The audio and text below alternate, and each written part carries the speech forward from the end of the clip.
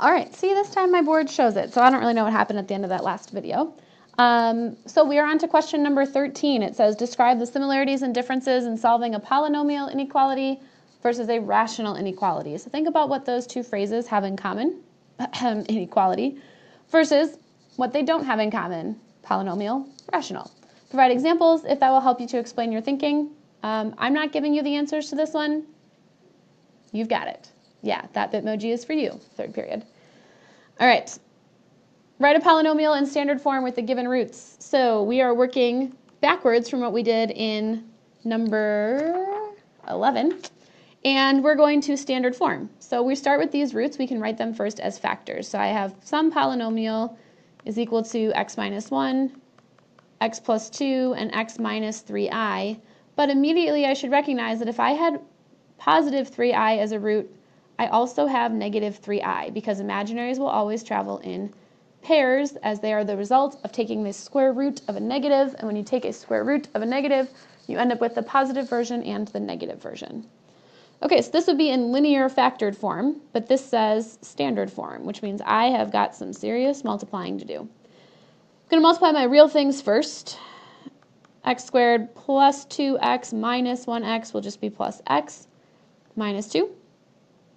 And my imaginaries, this will become x squared plus 3i minus 3i with the x's. Those are going to cancel. And then I get minus 9i squared. But if we remember back from Unit 7, as I'm sure we all do, also from AAA, I squared is negative 1. So really I have negative 9 times negative 1, which is positive 9. Thinking about that, had x squared plus 9 been equal to 0, x squared would have equaled negative 9. Oh my goodness, x would have equaled plus or minus 3. We did it.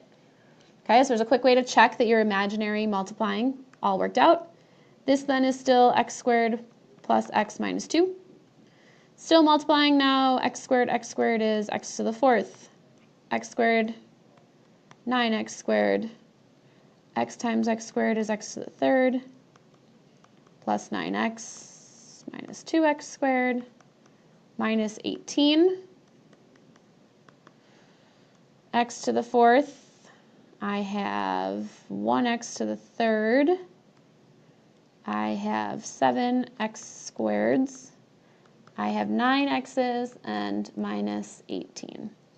There's my new polynomial. You could check it by graphing. You should see that it crosses the x-axis at 1 and at negative 2. You could then divide back out, write it all the way back down in factored form. Right? You're basically going forwards, going backwards. Here we were building a polynomial, having been given the roots. All right, state the domain of each function. Also find the discontinuities and classify them as a whole or a vertical asymptote. So these two are from Unit 9. Combines 9.1 and 9.2, the study of rational functions, and then finding their discontinuities.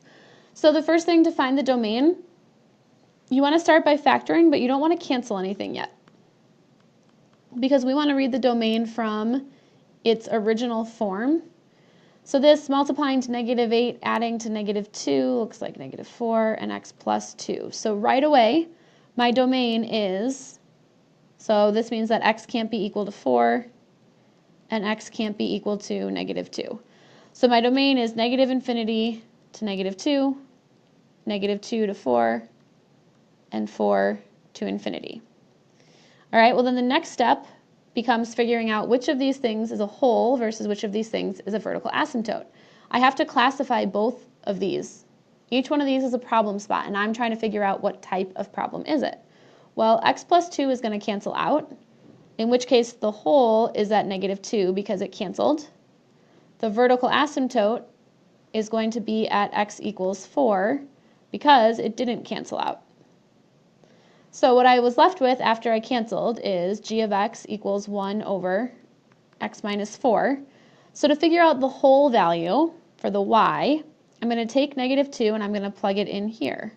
1 over negative 2 minus 4, which will be negative 1/6. Because what's happening is in the original equation, when you try to plug in negative 2, you can't. You get 0 over 0, which is a problem. So you simplify as much as you can, and then you try plugging in negative 2 to the simplified version. Now it's not a problem anymore, and you end up with negative 1/6. So what you would see on your graph is that your graph is trying really, really, really hard to plot the point -2, -1/6. All roads are leading there, except there's a teeny tiny hole right at that point. All right, last one. Starting again, you want to start by factoring to read your domain. So f of x equals, the top is going to factor into x minus 5, x plus 1, bottom factors into x something with 7, x plus 7, x minus 5. So right now we have x can't be equal to -7, and we have x can't be equal to 5, because that would make the denominator 0.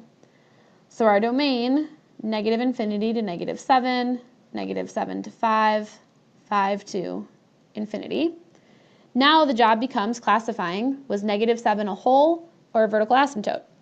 Was 5 a whole or a vertical asymptote? Well, it depends on if they cancel or not. The 5 can cancel itself out, so it was just a teeny tiny problem. The x plus 7 never got out of the bottom, so that's a bigger problem. That's an entire wall that we cannot move. Okay, so then what was left over after I canceled stuff out was x plus 1 over x plus 7. So to figure out the y value, because if I plugged in 5 to the original, I get 0 over 0, which is a problem. So I've removed that problem. Now I'm going to try plugging in 5. And I end up with 6 over 12, which is 1/2. Now I can actually get the y value, or the intended height, of that function. One last thing, it's not on here, but if you wanted to find the zeros, remember you can find the zeros from the factored form after you've canceled stuff out. So here's where your 0 would be. This is what your 0 would be. So can 1 be equal to 0? Nah. Can x plus 1 be equal to 0? Sure, when x is equal to -1. So you would have the 0 at -1, 0 if you went through and solved that. Now it's a little tricky because if you had just started here to find the zeros, you would have come up that 0 was at -2. But -2 is a big It's an extraneous root. You cannot use it, which means it could never have been a 0 anyway. Number 16, I believe, is up to you. Mrs. Logus and I, or who's ever teaching pre-calculus, we are looking for some really good feedback about this cumulative testing thing. I think it seems to be working, but you might not have the same opinion. So please write a decent amount on there. If you have more to say, you can, of course, feel free to email us or send us a message in Schoology.